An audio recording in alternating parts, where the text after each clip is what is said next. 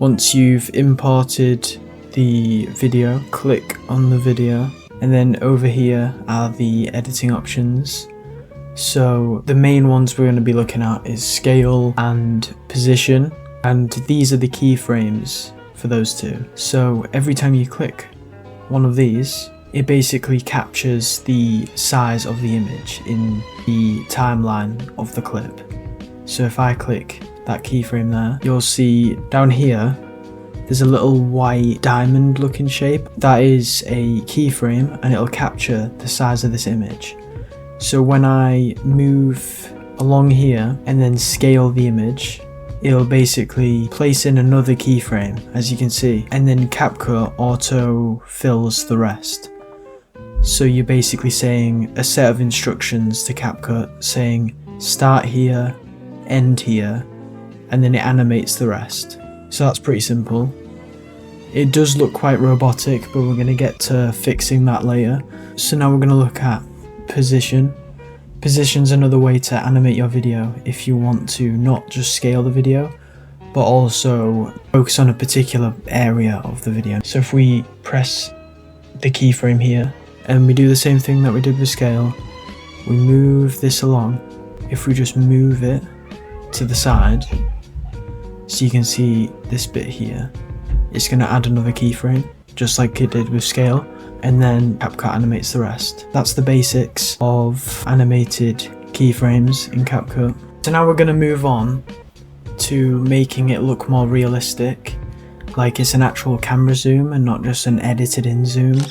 So we've selected scale keyframe and the position keyframe over here, and then we're going to move this along the timeline to there.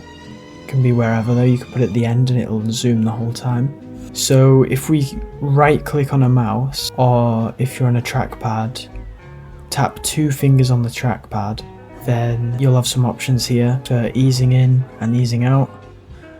And these basically make the animation not sudden but a slow build, so it gets faster and faster, and then it gets to the size you want it to be, so it looks more realistic. I don't think you need premium for it, and it's super useful, and you always want to apply it when you're applying zooms to stop it from looking robotic. Moving on, if we click show all presets, you can see the exact kind of structure of the zoom. So ease in, like here, as you can see, is a slow build up, and then it gets faster and faster, so it zooms in faster and faster as you go up here. And there's so many different options that you can choose from. There's really good ones here, like rebounding, where it zooms out on the image down here, so it's going down, zooming out, and then zooms in to the zoom that you're wanting. And I do like rebound out as well.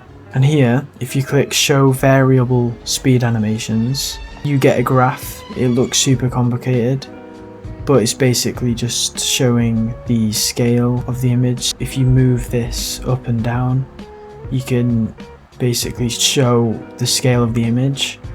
So you can see the animation starts off faster because the line's more steep, and then slowly levels out until it gets there.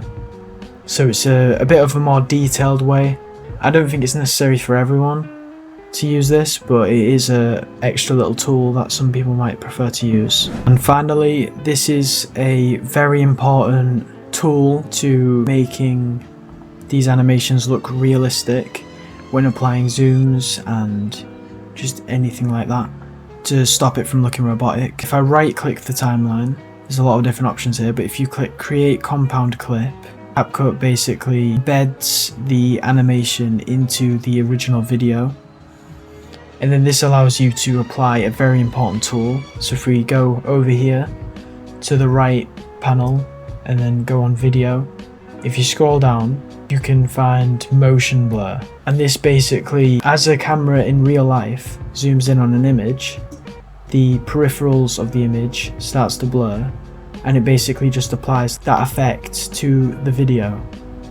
So if you tick that, you've got a lot of different options over here for the motion blur. I wouldn't recommend having it at 100. It can make the video look a little bit glitchy depending on the tech that you're using. and also it can be a bit too blurry. So I would recommend applying around a 40 or a 30 over here for the motion blur. That is CapCut Keyframes for Beginners. Make sure to like and subscribe, and I hope you have learned a lot. So I'll see you guys in the next tutorial.